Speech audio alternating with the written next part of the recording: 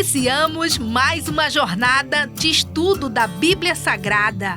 Nesse trimestre, vamos ler e aprofundar nosso conhecimento nas cartas de Paulo a Timóteo, Tito e Filemon. O bom combate. A vida cristã, principalmente a vida ministerial, ela envolve luta constante. Quem concorda com isso? Luta constante, não é? Primeiramente contra os falsos ensinos e também contra as tentações, porque na verdade nós enfrentamos uma oposição espiritual todo o tempo e precisamos ter consciência disso. Paulo associa o bom combate à preservação da fé e da boa consciência. Precisamos entender isso. É uma luta constante ligada exatamente à defesa da fé, à pregação da verdade, à resistência às heresias, aos falsos ensinos.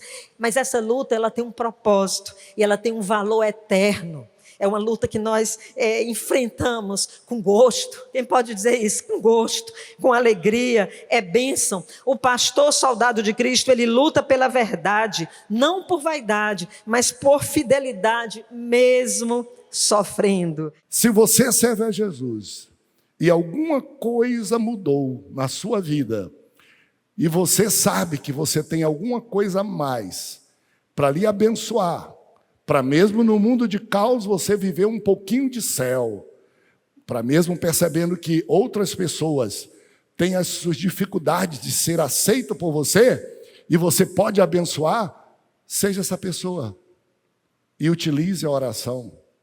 Não faz mal para ti, faz bem para ti, faz bem para os outros e principalmente para quem, de algum modo, você está alimentando ódio, está alimentando contenda, porque você está estragando a sua própria vida.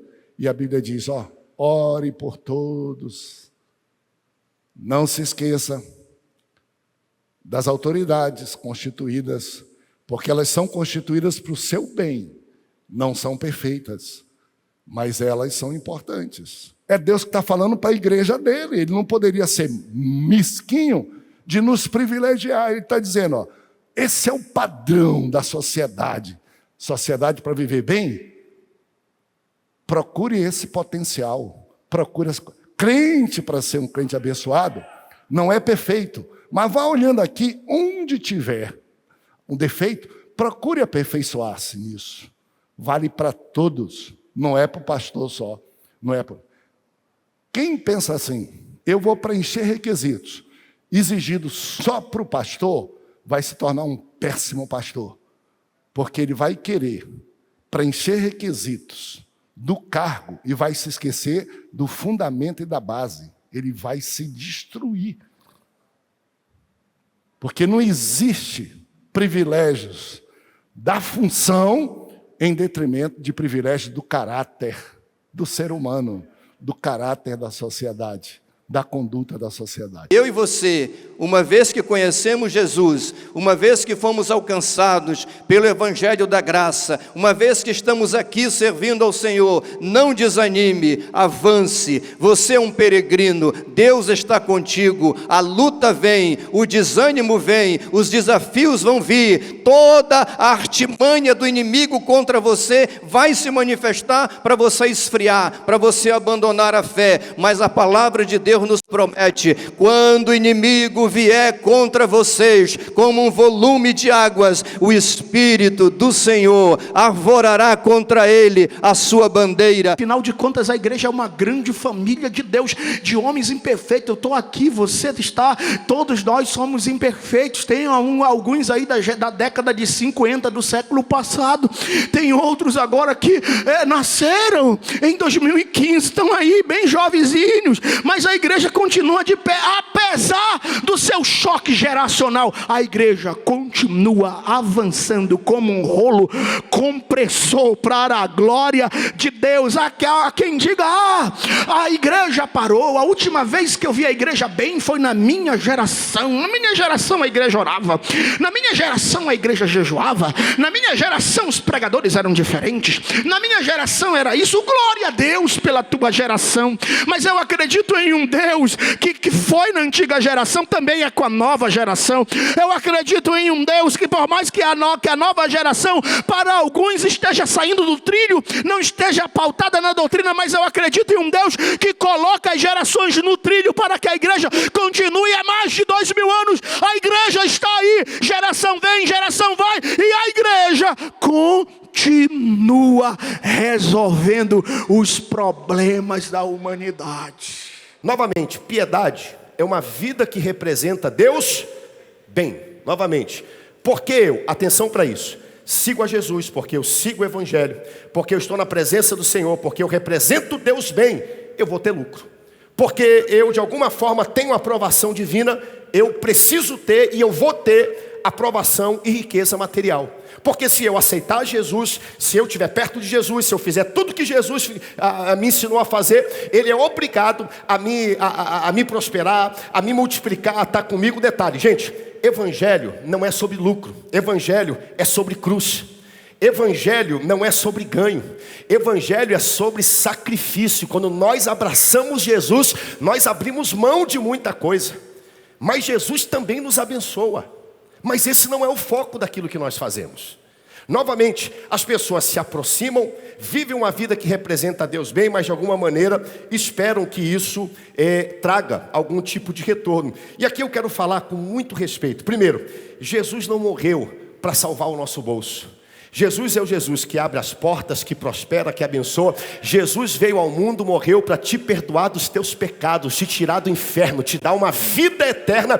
E eu posso garantir para você que a vida piedosa que representa Deus bem será uma vida próspera, abençoada e cheia de contentamento. Louvado seja o Senhor. Esse depósito, esse dom que Deus te deu, reaviva. Como é que a gente reaviva esse dom? A gente reaviva com fé, com convicção. Eu sei, eu tenho convicção em que eu tenho crido. E eu estou certo que no que depender dEle, Ele é poderoso para me guardar o depósito, o dom que Ele me deu, guardar o chamado que Ele me deu, até o dia final. É para ti, é para mim, é para a mamãe. A mesma fé que habitou na vovó Lloyd, na mãe Eunice. A mesma fé que habita em você. E, por fé, diga, a mesma fé que vai habitar nesse meu filho, nessa minha filha. Quando apertarem as coisas, ao invés de você imaginar que você está só e que você luta contra a carne e contra o sangue, aproveite, porque a graça abundante está aí para você crescer na graça. E o inimigo vai desistir, porque ele vai descobrir, toda vez que eu faço, que ele passa por uma luta, ele cresce na graça. Ele cresce na graça. Aí o Senhor disse, Paulo, a minha graça te basta. Sabe o que foi que Paulo disse? Não está mais aqui quem orou. Não vou mais orar para que Deus me tire esse espinho da carne e me livre desse problema. Eu vou me gloriar nas minhas aflições para que a graça de Deus seja ainda mais abundante em mim. Quando eu sou lembrado, ou seja, o papel de Satanás ou da perseguição não é te derrubar, não é acabar a graça de Deus, é te lembrar que você tem mais graça e vai crescer na graça. E pode vir problemas que vierem, porque o problema vai te lembrar, fortifica-te na graça do Senhor. Nós vimos aqui uma gama de situações que vão marcar os últimos dias, 19 ao todo. Desde domínio próprio, avareza, egoísmo, brutalidade, violência, falta de perdão. E para a gente poder resolver isso, só tem um caminho, toda a Escritura. Amar toda a Escritura. Praticar toda a Escritura. O problema nosso é que nós praticamos só parte. Não, eu gosto dessa, essa aqui eu aplico, não, essa aqui eu não gosto, essa aqui eu não aplico. Não, essa aqui que fala sobre graça, ó, essa aqui está comigo. Mas essa que fala de justiça, de retidão, não, essa aqui eu não quero. Essa aqui que fala de prosperidade eu aplico na minha vida, porque Deus vai me abençoar. Mas essa aqui que fala de sacrifícios, de dízimos, não, que eu não quero na minha vida. E o que Paulo está dizendo? Toda a Escritura é inspirada por Deus.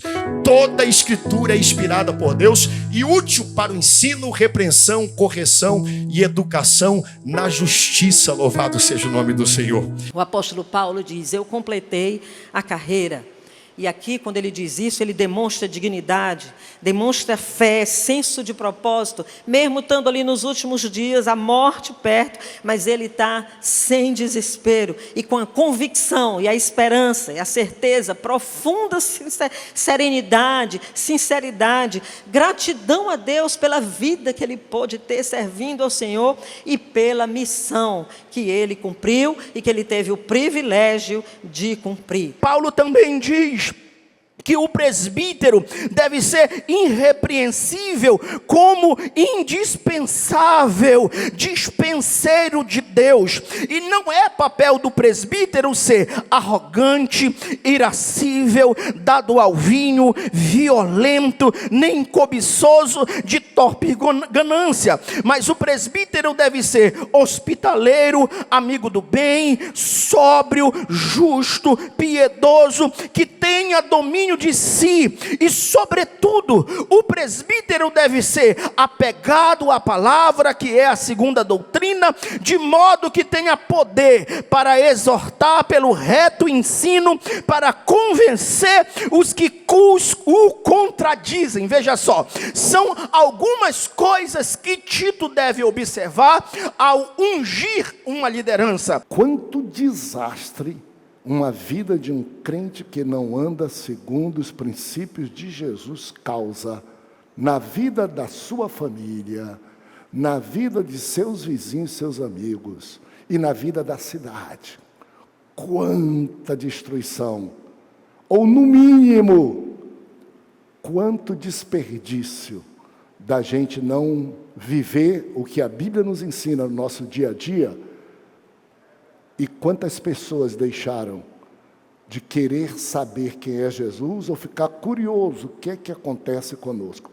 Por fim, meus amigos, diz a palavra, nossa aplicação pessoal, o nosso modo de viver no meio das pessoas é o maior sermão que se pode pregar. No próximo domingo, vamos finalizar o trimestre com o estudo da Epístola a Filemão, capítulo 1. Perdoar. Aqui é um princípio bíblico, cristocêntrico, baseado na verdade de que eu tinha uma ofensa impagável. Mas ele, vindo do céu, abriu os braços e disse: Pai, está consumado. Perdoados estão os pecados dele. A minha dívida era impagável. A dívida que o meu irmão faz comigo é inferior à dívida da qual eu fui perdoado. Por isso, eu, ao perdoar, devo lembrar de que primeiramente eu fui perdoado pelo Senhor Jesus. É no próximo domingo.